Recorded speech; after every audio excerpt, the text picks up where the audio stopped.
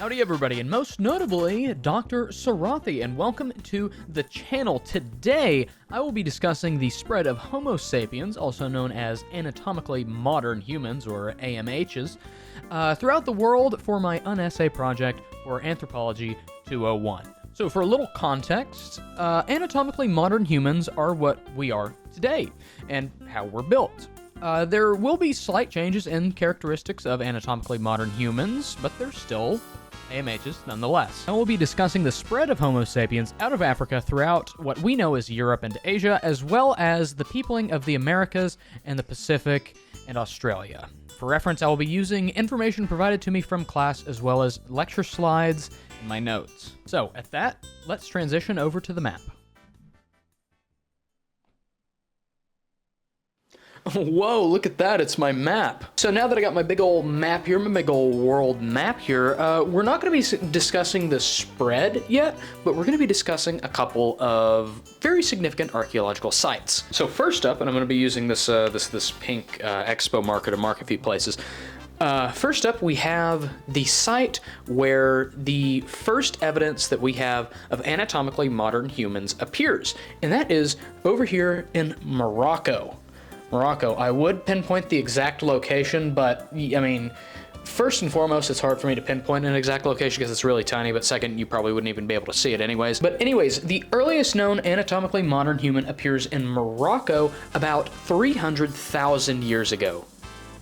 That's a long time. The individuals found here had, according to the lecture, they had anatomically modern teeth, which is the big indicator that they are anatomically modern humans. They had tools, and there was also evidence of cooking in addition to flint blades. And according to their characteristics, when compared to humans, like myself and you, like new humans, they had heavier brows, smaller chins, wider, flatter faces, and their heads were shaped a bit more like a football instead of the soccer balls that we have on top of our heads, which were used to house big brains. That's something really cool about humans, is that we have such big brains. You know, we're very squishy creatures. I think that's the term that Dr. Sarathi used. We're very squishy animals. You know, we don't have armor, we don't have sharp claws, we don't have any of that, but we have big brains that allows us to do things that other animals can't do. We're very smart, we're very intelligent, and that makes up for our lack of defensive capabilities. We can't even run that fast. We really can't do that much compared to other animals in the world. Anyways, next up, we're going to be discussing some of the first anatomically modern humans to appear outside of Africa. So over here in Israel, we have one of the first sites of anatomically modern humans outside of Africa. They appeared here between 194,000 and 177,000 years ago. And then if we move over here to Greece, I'm not exactly sure of the exact location in Greece, but it is in Greece. We have the first anatomically modern humans to be appearing in Europe outside of Africa around 210,000 years ago. And I had mentioned football-shaped heads earlier, and we see around 150,000 years ago, we see the development of soccer ball-shaped heads. So like the beginning of like the shape of head we have today started appearing around 150,000 years ago, which is kind of cool. And then you may have noticed that there's a big circle down here, kind of by Tanzania down here. This general area is the home of mitochondrial Eve. And mitochondrial Eve is an ancestor of every single living human on Earth today. Every single human living on Earth today across everything can be traced back to mitochondrial Eve in this general area of southeast Africa. And it is from around this area that we see the waves of migration of anatomically modern humans into Europe and into Asia. We're switching to black marker here to draw lines on the migrations. So we are now at the point where humans are leaving Africa and going into Asia. As I mentioned before, there were 3 waves of humans leaving Africa and going into Asia, the third being the most successful in the peopling of the world. The first group of AMHs to leave Africa left over 270,000 years ago. The second left between 210 and 177,000 years ago, and the third, and most successful, left around 80,000 years ago. So around 200,000 years ago, we see humans leaving this area and then traveling up here going into what we now know as Saudi Arabia, going into the Middle East. And then around 120 to 90,000 years ago, we see them populating the Middle East, going up here, as well as going up and around and entering Southwest Asia and moving down to India as well. I drew it a little too far. They didn't quite get that far. They got to about right there. And then we also see some humans trickle off and go into what we know as China, trickling off from here, going over here. And then we also see humans around the same time travel from across India, and they kind of go down here to where modern Thailand is, as well as breaking off and going further into China, modern China.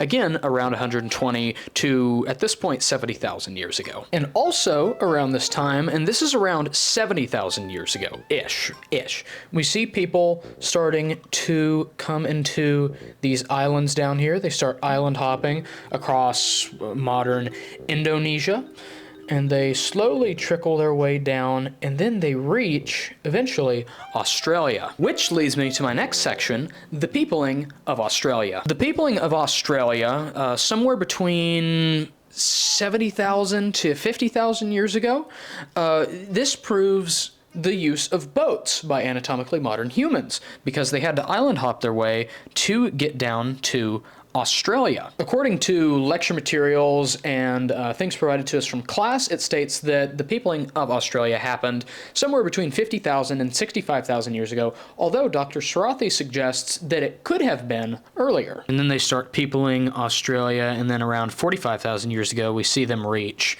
southern Australia. And then at this point, we're at kind of the point where around 40, 45,000, 50,000 years ago-ish, and we see more people leaving Africa. We see more people leaving Africa and kind of going up here into Europe as well. People made it up around here in Europe around 42,000 years ago-ish.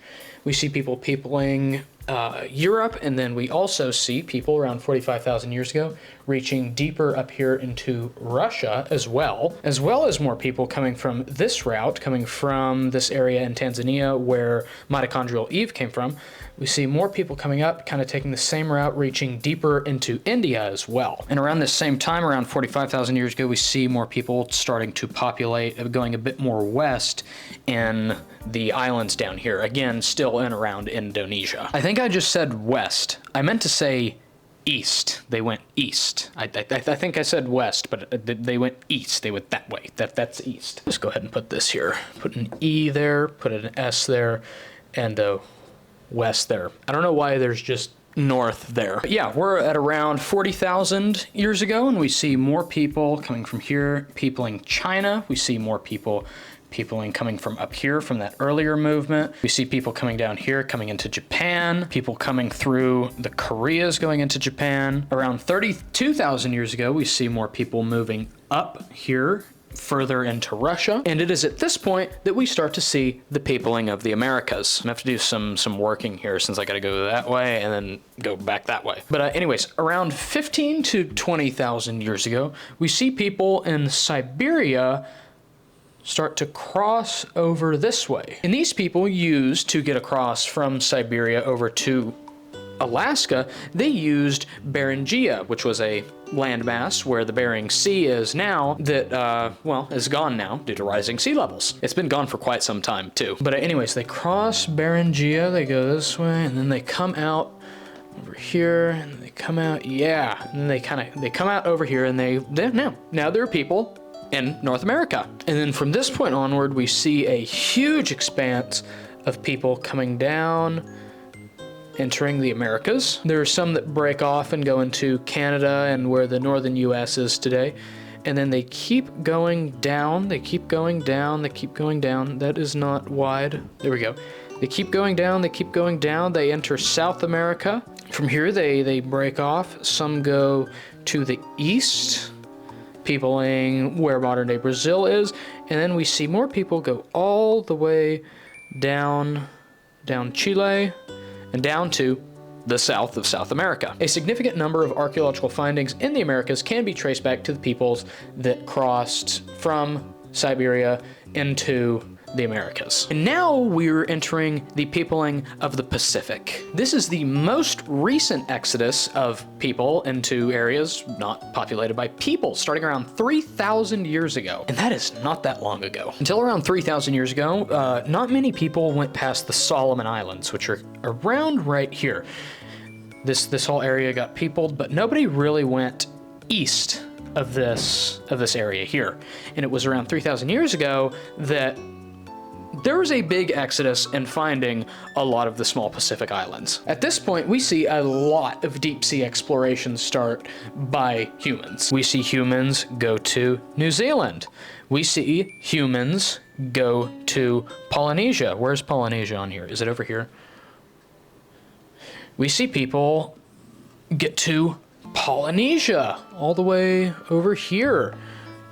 All these little tiny islands. We see Samoa, we see Tonga, and ooh, something really cool about Tonga is that around 2,000 years ago in Tonga is when we see the use of, I believe it's double-hulled canoes. Yeah, that's what it is. Double-hulled canoes start being used around 2,000 years ago in Tonga, which is one of the earliest peopled islands in the Pacific. So we see them reach Tonga, and then we see the use of double-hulled canoes, which are giant, mind you, giant ships. Throw a picture of one up on screen, editing Hayden. But anyways, they're peopling all these tiny islands. They even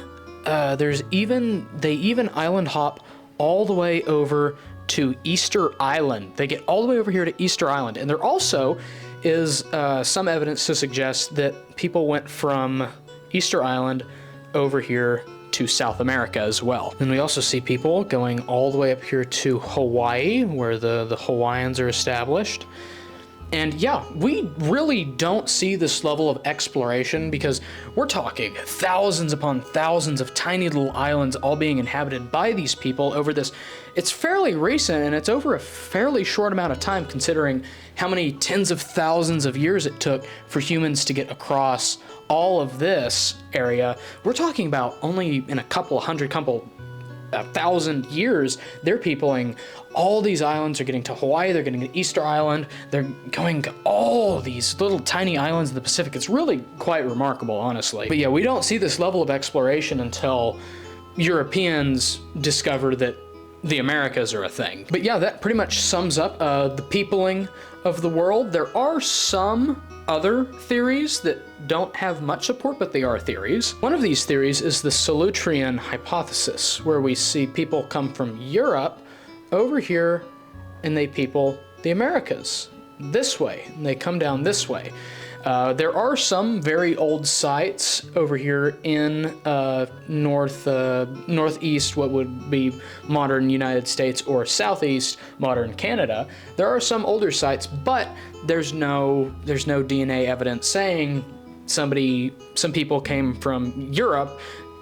It all points to people coming from Asia. But it still is a hypothesis that exists. It may not be proven, but it does exist. According to Trevor's slides in regards to haplogroups, genetics strongly support an Asian entry, which would not support people crossing from Europe that early on and peopling this part of America. And then the trans-Pacific migration theory, which I kind of added here already, but it suggests people coming from the Pacific Islands and reaching all the way over here to South America. And this is supported by evidence of sweet potatoes, coconuts, advanced navigation and vessels, as seen in the peopling of the Pacific, as well as some shared DNA. But largely, this is the peopling of the world.